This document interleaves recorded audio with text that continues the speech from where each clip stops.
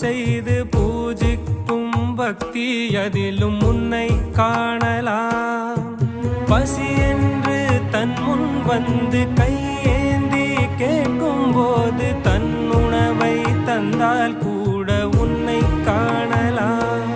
உன்னை காண பல கோடி இங்கு வாரி இறைக்கிறார்கள்.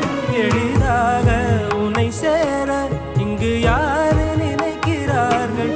அலங்காரம் அதில் நீ இல்லை, அகங்கார மனதில் இல்லை.